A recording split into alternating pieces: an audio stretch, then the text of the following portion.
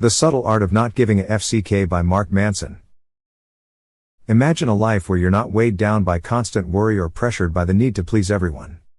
In The Subtle Art of Not Giving a FCK, Mark Manson brings a refreshing, brutally honest approach to personal growth, challenging us to rethink our priorities.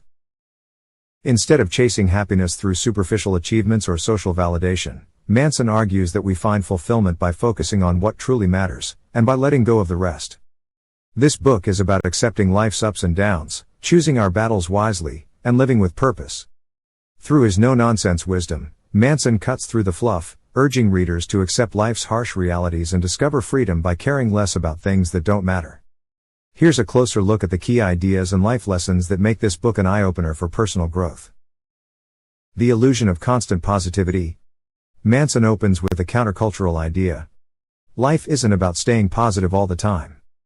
He explains that the endless pursuit of happiness creates a vicious cycle of disappointment because it's impossible to maintain constant joy. Instead of pretending everything is okay, Manson suggests that embracing life's imperfections can lead to deeper satisfaction. He calls out the self-help industry's obsession with positive thinking and argues that obsessing over happiness only magnifies feelings of inadequacy when things inevitably go wrong. The value of embracing struggle. Manson's philosophy is rooted in the idea that pain and hardship are unavoidable. He argues that meaningful growth doesn't come from running away from struggle, but from facing it. The critical question isn't how can I avoid problems? But rather, what problems am I willing to tackle? Manson believes that embracing challenges, whether in relationships, work, or personal pursuits, helps us discover who we are and what we truly care about. Choosing what matters. One of the book's core principles is the concept of limited FKS. According to Manson, we only have so much time, energy, and mental space to devote to people and problems. The key is choosing where to invest this limited FCK budget. Rather than scattering attention on trivial concerns, Manson advises prioritizing meaningful relationships, personal growth, and goals that align with your values.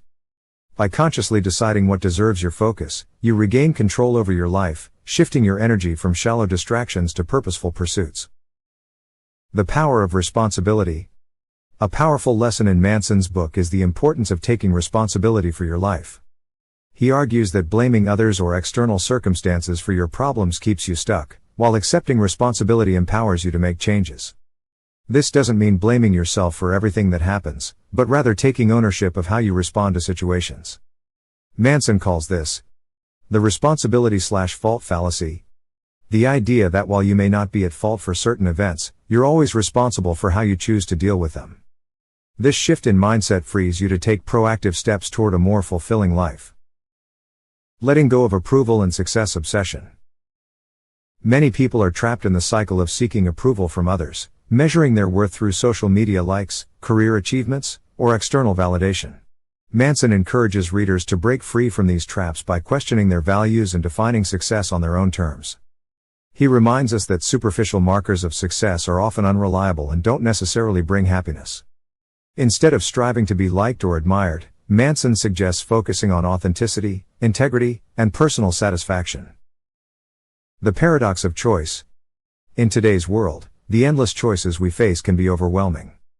Manson argues that having too many options leads to dissatisfaction and anxiety, a phenomenon known as the paradox of choice. The more choices we have, the harder it is to commit, often leaving us in a perpetual state of indecision. By narrowing our focus and investing in fewer things, we can actually find greater fulfillment. This principle teaches us that less can truly be more, and that depth is more valuable than breadth in our pursuits and relationships. Embracing uncertainty. Another key takeaway is the value of embracing uncertainty.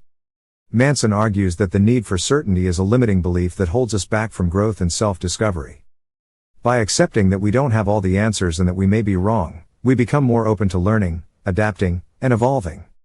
Embracing uncertainty is liberating because it relieves the pressure to have everything figured out and allows us to explore life with curiosity and humility. The reality of failure and success. According to Manson, failure is an essential part of the journey toward success.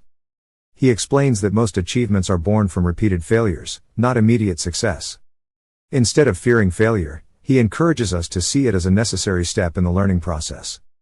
By redefining failure as progress rather than defeat, we free ourselves to take risks and pursue our goals with greater resilience. Success, in this view, is not a destination but an ongoing process of growth, improvement, and perseverance. Death as a motivator. In a thought-provoking final chapter, Manson brings attention to the importance of mortality. By accepting that life is finite, we're reminded of the urgency to live meaningfully, rather than postponing happiness or purpose. Manson argues that the awareness of death should motivate us to prioritize the things we care about and let go of trivial worries. This perspective shifts our focus from temporary concerns to long-term fulfillment and helps us appreciate the present. The Subtle Art of Not Giving a FCK challenges us to look beyond superficial self-help advice and embrace a more grounded, realistic approach to personal growth. Manson's unapologetic style reminds us that life isn't always perfect, and that's okay. By focusing on what truly matters, taking responsibility, and letting go of the need for approval, we can live a more authentic, purposeful life. This book isn't about becoming indifferent, but about being selective with our time, energy, and attention. The next time you're faced with a decision, ask yourself, does this truly matter to me? If it doesn't, then perhaps it's time to move on.